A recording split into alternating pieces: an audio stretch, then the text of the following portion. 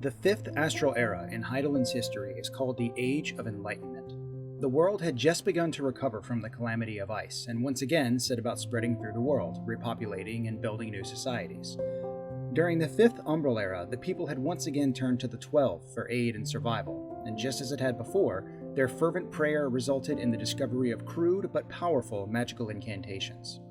Whether the power they wielded was truly given by the 12, or whether they simply stumbled into the knowledge of manipulating the Aether already present within them is unclear, but more than likely, it was both. People gathered in the Sanctums of the 12, structures built to honor the gods of the world and also to allow a place for their followers to congregate and work together to survive the deadly winter. As the weather cleared and the ice thawed, the people spread out and formed villages, which grew into towns, which grew into cities. Instead of continuing to worship the 12 equally, the cities began to choose a specific patron guardian deity for their individual city. Unsurprisingly, this resulted in a very tumultuous period, rife with conflicts as the cities attempted to assert dominance over others, expand their own territories, and just survive in a hostile world. At one point, there were 12 unique city-states, each with their own culture and patron deity, but they weren't very stable, and many ended up being crushed or consumed by the others. In the 1000th year of the Fifth Astral Era, there were only 6 cities, and among them, 3 held clear superiority. First was Mhach, the Dark City, situated in the western basin of Yefa'im. Second was Amdapor, the City of White Stone, in the area of land now known as the South Shroud in central Ul'dahn, which at the time was mostly plains instead of forest. Third was the sea-savvy nation of Nim on the western coast of the Isle of Wilveren. Mhach, who claimed the overseer Nald Thal as its deity, has a rather infamous historical reputation, and for good reason. It's the birthplace of the destructive spells and techniques now known as black magic. Shatoto, a mage of Mhach, discovered a method for drawing in ambient aether to empower her spells and give them much greater destructive potential than normal. She shared this knowledge, and the city was quick to use it to empower their military, allowing them to grow from a struggling city to one of the most dominant superpowers in the world.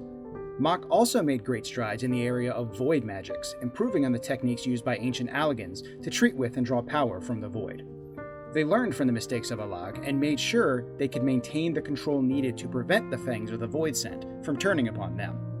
While weaker Void Scent can simply invade the world through an artificial tear in the veil that separates the parallel worlds, more powerful Void Scent require a vessel to bind themselves to and maintain a corporeal form in Hydaelyn. The mages of Mhach created an object called the Nullstone, which could be used to instantly destroy a Void Scent inhabited body, banishing the creature back to the void and severing its link to the world of Hydaelyn. This meant that should a Void Scent ever refuse to obey their master's orders, violate a pact that was made to bring them here, or pose any sort of danger to Mhach itself, they could immediately be returned to the void. This ensured they always maintained control of their summoned demons, particularly since only the more powerful ones were capable of much rational thought and plotting anyway. Most Void Scent are near mindless creatures of hunger who wish to devour the life aether of everything they find in our world, and these creatures were handled easily enough by the Void Mage's power. In order to protect the Nullstone, a Void Mage by the name of Kalofisteri combined the power of an ether-infused crystal and the ritual consumption of Void Scent blood to achieve a state of immortality and the power to defend the Nullstone from any who would try to steal or harm it.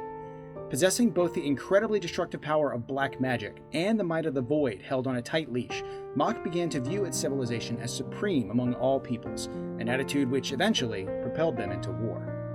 Amdapor, thanks to the abundant stone available for quarry from the lands of central Ul'dahn, where its progenitors settled, managed to build and establish itself quickly.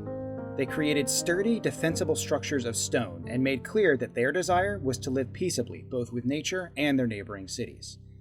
Nearby cities benefited from this philosophy, and Amdapor came to be viewed the way one may view a wise elder watching over their younger relatives. The mages of Amdapor attempted to commune with the elementals of the nearby forest, but the elementals were notoriously distrustful of mankind and refused. Amdapor wisely chose to respect the wishes of the elementals and did not enter their territory, except for brief excursions when hunting prey. Paying homage to Nafaka of the 12, fostering an attitude of peace and mutual prosperity with the world and those who lived in it, and displaying impressive defensive fortifications and magics should their desire for peace not be shared, Amdapor rose to become one of the greatest and most prosperous cities of the Fifth Astral Era, and came to be called the Ancient City. Initially, the people of Amdapor used fairly basic magical incantations and existing knowledge of the creation of golems to imbue stone guardians with temporary life to protect their city. However, once they became aware of the powerful destructive magics Mhach had discovered and had begun using to subjugate their neighboring city-states, Amdapor mages strove to improve their own arts. Seeking greater power to ward, defend, and heal, the people of Amdapor created the arts now known as white magic.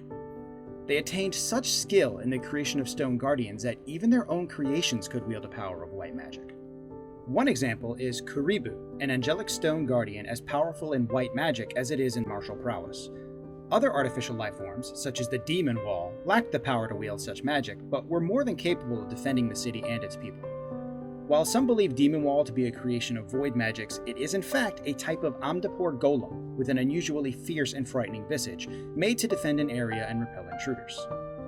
With the power of white magic and their stone guardians, Amdapor's might made Mhach hesitate to include them in their plans for domination. Sure, Mhach may be able to do it, but not without suffering unacceptable losses. Amdapor's golems were more than a match for the weaker Voidsent, and it cost a great deal more to summon, employ, and then lose a Voidsent noble than it did for the people of Amdapor to just empower a new stone guardian. Besides, Amdapor's mages could heal wounds and seal away the power that the mages of Mhach wielded, while Mhachi mages had no such capability, or at least none anywhere near what Amdapor could do. Nim, claiming Oshon as their deity, was founded by Lalafell sailors who used their impressive mercantile prowess to gain quick success and growth, establishing themselves as a small but respectable city on the coast of Wilveren and stretching out into the waters via floating roads and buildings. They were never as large or powerful as Mhach or Amdapor, but they had their own advantages which put them in the same league. Most notably was their fighting force, the Nemean Marines. The Nemeans were a rough and rowdy bunch, made strong by their seafaring adventures and wealthy with their commerce. Nemean Marines were axe-wielding marauders who fought alongside wielders of Arcanima unique to Nim. These Nemean scholars harnessed their power to heal, support, and strengthen the Marines, and the synergy of their pairing allowed them to be a powerful enough force that even Mhach could not easily overpower them. Much like the Lalafell race itself, the city of Nim was small, sure, but not to be underestimated, and everyone knew it. As tensions grew, the stalemate between Mhach and Amdapor created a situation where the remaining city-states could flourish and, following in their footsteps, delve deeper and deeper into the magical arts in an attempt to develop and empower their own societies. Technological advancement was essentially absent as all efforts were poured into gaining power through magic. While the advancement of civilization that occurred due to this focus on magical prowess was incredible, it came with a horrible price. The lands around each city suffered tremendously as their aether was drawn away to power the magics of the cities, each keen to display as much power as they could to ensure their own peace and prosperity. It's not known what spark ignited the flames of war, but the dwindling aether of the land was undoubtedly a factor. Eventually, Mhach set out to conquer all of the other cities, including Amdapor, feeling themselves finally ready to topple the ancient city. The War of the Magi, as it came to be called, lasted for 300 years, and when it ended, everyone lost. The battle prowess of the Nemean Marines and their scholars was a match for Mhach's black magic and Voidsent minions, and the army of the Dark City never managed to conquer them as they had so many others. At least, not directly. As the War of the Magi began to approach its end, the Nemean population was suddenly stricken with an illness never before seen, which came to be called the Green Death. Those afflicted by this illness underwent bizarre mutations and suffered horribly. Their nose and ears would fall off, their limbs would shrivel and shrink, and their skin would change to a sickly green color. In time, the disease made those who contracted it unrecognizable as the Lalafellan people they once were, instead making them appear to be some sort of monster. The mages of Nim were helpless before the Green Death, and were driven to extreme measures to try and contain it.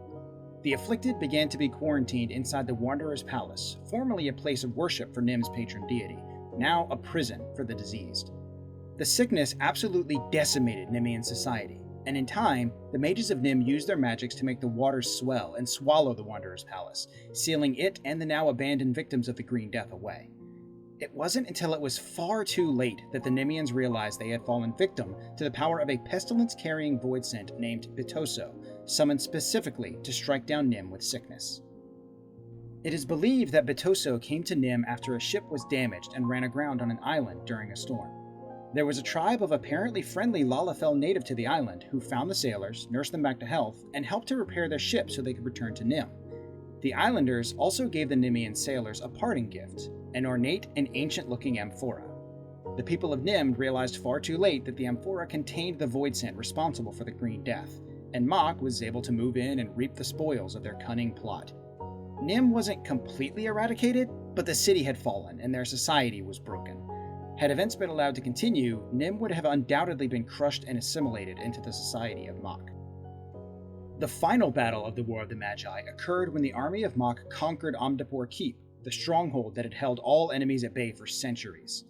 The way to Amdapor now open to them, Mhach was convinced of their coming victory and prepared to unleash their death blow. They summoned Diabolos, a prince of the void who wielded tremendous power, intending to use him to crush Amdapor once and for all. However, Mhach underestimated the power Amdapor held. They were not beaten simply because the keep had fallen. The white mages of Mhach breathed life into the most powerful guardians at their disposal, and their combined might was enough to topple Diabolos, who was imprisoned and sealed away beneath Amdapor Keep. Their secret weapon vanquished, Mhach had no choice but to retreat and regroup. They wouldn't get the opportunity to try again. After 300 years of endless magical warfare bleeding the land dry of its aether, the planet had had enough. Sensing something amiss, the most powerful seers in the world were called upon to scry the future, and all of them saw the same thing. The damage had been done, and it was too late to fix it. It was too late to seek peace, both with their neighbors and the land, too late to stop abusing the power of magic. A calamity of water was upon them. The mages and scholars of each city-state implored for their leaders to, at least for the present, set aside their differences and work together to save as many people as possible. The leaders were reluctant to follow, but in time they did. The nations pooled their resources to create command centers focused first and foremost on the protection and salvation of civilians. These organizations would later be called Grand Companies. The Nemean military, severely diminished by the Green Death, set out to create a net of floating magical wards that would help to slow the coming deluge and give people more time to escape. This operation came to be called Operation Maelstrom. Amdapor's military focused on evacuating civilians north to the much higher ground of Abalathia's spine, since fleeing to much higher altitudes was the only reasonable chance that people had of surviving the flood. Had they not been forced to spend most of the land's ambient aether on stopping and sealing away Diabolos, they may have been able to protect themselves with wards as the Nemeans attempted to do. But sadly, that was no longer an option. Mhach settled on a different plan to save its people, constructing a massive flying vessel they called the Ark. It would be powered by a massive legion of voidsent sealed within, and could carry entire families with all their possessions and livestock, allowing Mhach's culture to survive the flood by flying far above it until the waters receded. However, no amount of lesser voidsent would be enough to do what they needed. Mhach needed the power of a voidsent on a scale never before seen to truly send the vessel up into the skies and keep it there. Kasher Blackwind, one of the most powerful void mages and an outspoken critic of the War of the Magi, was chosen to summon and control this voidsent. At first, she was strongly against the plan, especially since the Nullstone had already been lost to the rising waters of the coming calamity, but eventually she accepted, since she too saw no other way to save her people. Scathach, the Shadow Queen, one of the most powerful and highly ranked of all voidsent, was summoned and sealed within the Ark, along with a small army of lesser voidsent by Kasher and her cadre of 53 void mages. The Ark lifted into the air, taking much of Mhach's civilization and its hopes for the future with it, while those left behind gazed after it, having accepted their fate with the hopes that the Ark would ensure the survival of their society. Unfortunately, it didn't go that way, and the Ark and its people would never return. Despite Kasher's power, the Void Queen would not be contained, and as her power and influence began to leak out, it empowered the lesser voidsent to break their own fetters and run free. The narrow corridors of the Ark turned the people of Mhach into easy prey for the demons. Having lost all hope for saving herself and her people, Kasher and her void mages sacrificed their lives in a last-ditch effort to redouble the seal on the Queen and lock the lesser voidsent away again, so that they wouldn't be free to wreak havoc on the world outside the Ark. Although the seal was restored, the Ark was now home to nothing more than voidsent-filled, sealed coffins, and a single familiar known as Kate Sith, left to watch over the Ark as it drifted aimlessly through the skies.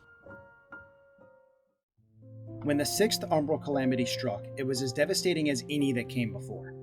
Coastal towns were crushed by mighty waves before simply being subsumed by the rising tides. Operation Maelstrom was successful in holding back the first of the great swells of water, but not the swells which came after, and Nim was lost to the waters, the lands washed and scoured to barren, rocky ground. Although some who had not been chosen to board the Ark fled north to higher ground along with the Amdapor people, many of the people still remaining in Mhach accepted their fate and drowned with the city. Those who had fled and returned after the waters receded found that Yaphaim had been reduced to a land of choked, infertile swamps in which not even the hardiest of weeds could take root. Amdapor was swept clean of remaining life by the flood, but the nearby forests survived.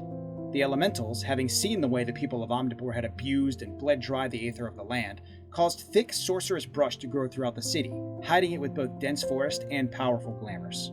The Age of Enlightenment ended with the waters drowning and washing away the sins of the people, a fitting reply from the planet to the unchecked desire for greater magical power at the expense of natural life.